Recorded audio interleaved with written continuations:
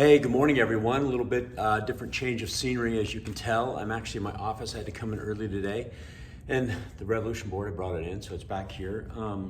Today, I want to talk about personality types. And I'm reading a book right now, and it's called Personality Isn't Permanent by Benjamin Hardy. And he also wrote the book. I'm not sure if you read the book. I mentioned it a while back. It's called Willpower Doesn't Work. But I'll put a link to both of his books in this morning warm-up. But one of the things that's interesting is if you ever notice how we tend to label ourselves, and he talks about this in the book, and a lot of times with personality types, so whether it's Myers-Briggs or the DISC test or Anagram, right? We get these personality types and then they become our identity. And he gives an example. It's like, I'm an INTJ or I'm an ENTJ. You see people do this a lot, when they're thinking about relationships, they're thinking about friends, who they're gonna mingle with. And it's interesting, and in this book he talks about, why do we give ourselves these labels? Why do we identify with these labels? Because these labels, right, are permanent. They become our narrative. They become the person we say we're going to be. In fact, he even gives an example in there. He says, are your goals that you're having today dictated by your personality, or is your personality dictated by your goals? And I think this is so important because, we talk about these personality types, but it's fluid. It's a continuum, right? The person you are today is not who you're going to be a year from now or 2 years from now.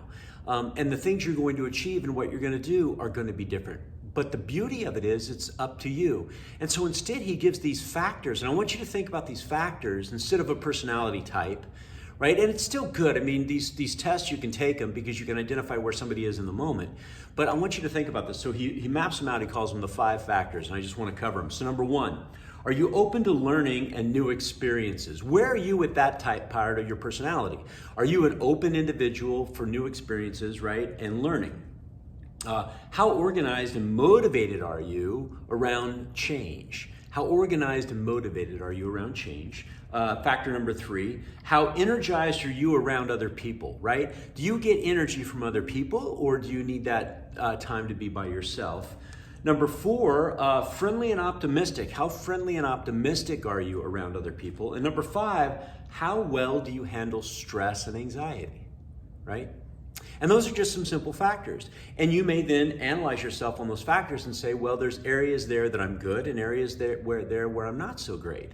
And maybe where I am today, right, there's a few of these factors that don't benefit me to allow me to achieve what I want to achieve. So here's the good news in when I read his book. You guys, it's all, we can change it. This neuroplasticity we have in our brain, who we are, right? Who we are today is not who we can be tomorrow. If we choose to be aware and choose to identify what personality traits am I keeping with today that aren't benefiting me, and how can I change them, right? And if I'm aware, I can change those things. And the other thing that I've noticed, and as I read this book, I thought to myself, this happens to us at such a young age. As a parent, we do this to our kids. Right? We say, oh, they're the outgoing one. Oh, they're the reserved one. And even from a very young age, we give people labels.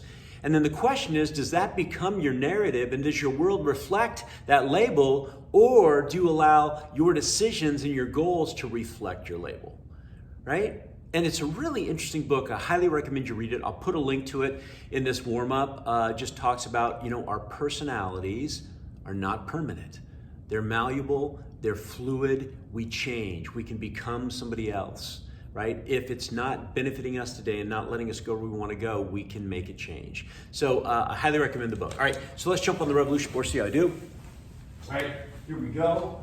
And again, I'm on a different type of carpet today, so let's see how this works. So we'll get up on it, there we go.